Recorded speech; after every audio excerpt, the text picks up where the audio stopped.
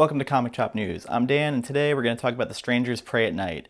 I'm going to start out by saying I did not really like the original Strangers. I thought it was a little boring, but I had enough people tell me to check out the sequel, so I watched it and figured I'd talk about it. So, first thing first, going back to The Strangers, up until the ending of the movie, it really was kind of bothering me, and also, I know this is real petty, but Liv Tyler's facial expressions, my friend and I were kind of goofing on during the movie. But anyway, let's talk about the new movie.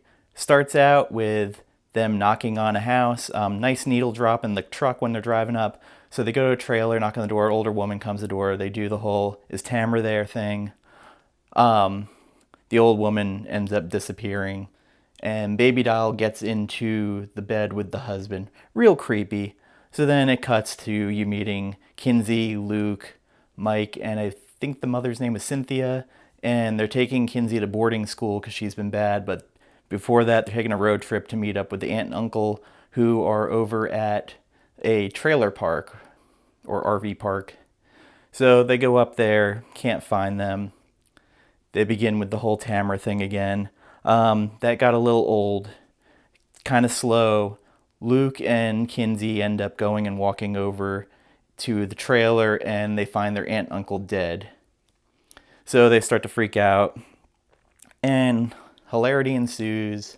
Not really hilarity, but it's the usual freak out. They find the mother and father and then it starts ramping up.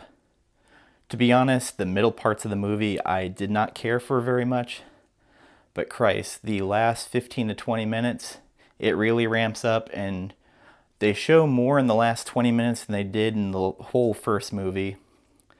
There's this pool that's part there, and Pinup Girl ends up trying to attack Luke. He smacks her in the head, and as he tries to take her mask off, she starts to grab him. He grabs her knife and just stabs her in the chest repeatedly.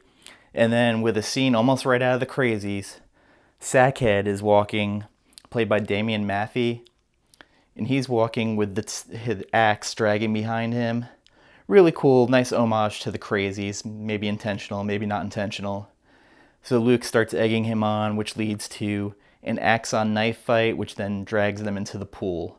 In the pool, Sackhead gets the better of Luke, and they're playing Total Eclipse of the Heart, which is really interesting choice.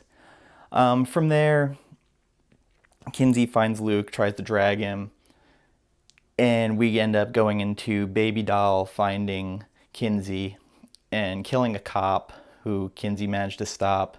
Of course, he had the keys, so Baby Doll has the keys. Kinsey ends up getting the shotgun, shooting her, asks her why they're doing it, gets the answer, why not, shoots her.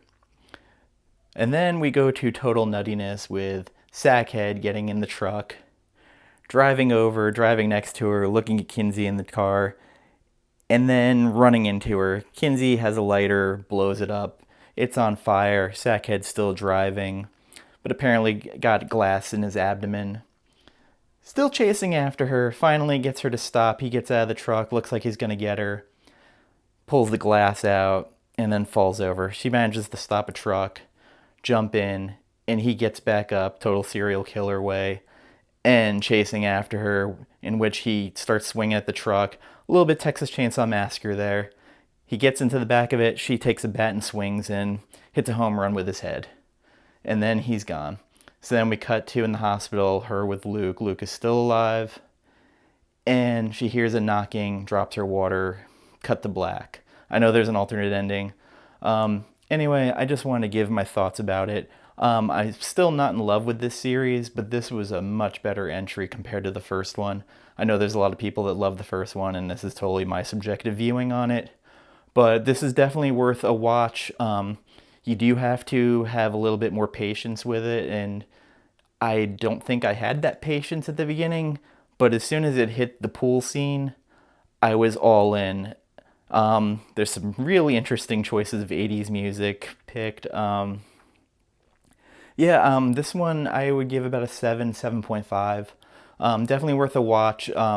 I was entertained, especially the last 20 minutes. Anyway, those are my thoughts, and I just wanted to share it. Hopefully, I will have a more full-bodied review coming up. We're starting to hit a little bit of a dry spell before Thanksgiving, so I might be hitting the back catalog of older movies and just doing quick, maybe a few quick reviews, maybe some full-bodied reviews. If you like this, subscribe, like, share. I just want to thank you for taking the time and watching. Thanks.